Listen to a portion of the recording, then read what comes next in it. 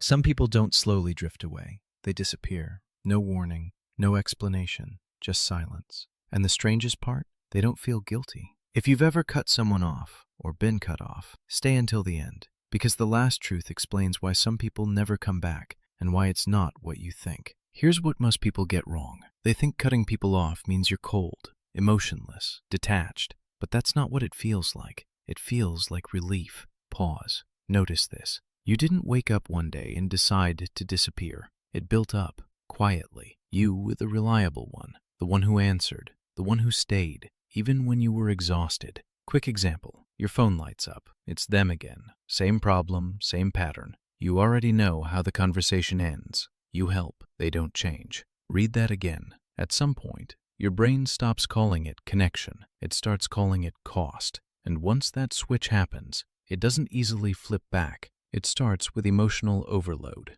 Not anger, not hate, exhaustion. You're not leaving people. You're leaving how you feel around them. Heavy, unappreciated, drained. So your brain does something simple. It removes the source. Pause. That silence you feel after cutting someone off, that's not emptiness. That's your nervous system finally slowing down. It's about control when emotions feel unpredictable. People are inconsistent. One day they value you. Next day they ignore you. Then they come back like nothing happened. That inconsistency creates tension. And if you've felt that long enough, your brain stops seeing people as comfort. It sees instability. So what feels safer? No access, no replies, no waiting, no emotional swings. Notice this. Control can feel like peace, even when it's just distance in disguise. It comes from patterns you learned early. This part is uncomfortable. If you grew up reading the room, adjusting your tone, keeping things from falling apart, you trained your brain to scan constantly. Who's upset? Who's about to change?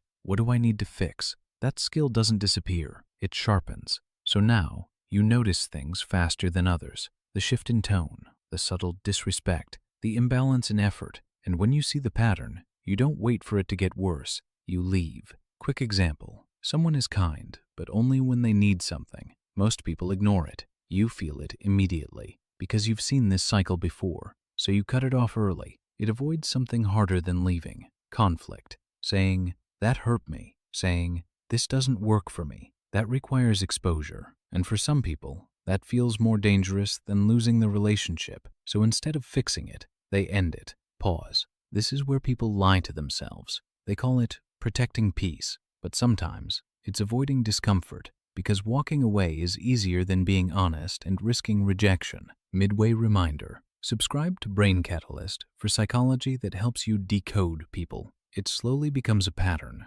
and patterns feel safe. At first, cutting people off protects you. Then it simplifies your life. Then it becomes your default. Notice this. You stop giving second chances. You stop explaining. You stop trying. And it feels clean. But there's a hidden cost. The same walls that keep chaos out also keep connection out. Read that again. You don't feel lonely. You feel in control. And that's what makes it dangerous. Because it doesn't feel like something is wrong. It feels like you've figured life out. And here's the truth most people avoid. Not everyone who cuts people off is wrong. Some people needed to leave. Some people stayed too long. Some people gave too much. But when every relationship ends the same way, it's no longer about them. It's about what closeness triggers in you. Pause. Because real strength isn't just knowing when to walk away. It's knowing when to stay and say what you actually feel. To risk being misunderstood. To risk someone not choosing you back. That's harder than silence. That's harder than distance. And most people never get there. So if you've been cutting people off, don't just ask, who deserves access to me? Ask something deeper. What feeling am I avoiding every time I leave? Rejection? Disappointment? Not being valued? Because if that feeling keeps following you, it doesn't matter how many people you remove. It will show up again. Different face, same pattern. And that's the part no one tells you. You can change your circle, but if you don't face the pattern, you'll recreate the same distance with different people. Pause. So maybe the real question isn't, should I cut them off? Maybe it's this. Is this protection? Or is this a habit I've stopped questioning? Because those two look identical until you look closer. Tell me in the comments. Have you ever felt peace right after cutting someone off, but later realized something deeper was going on?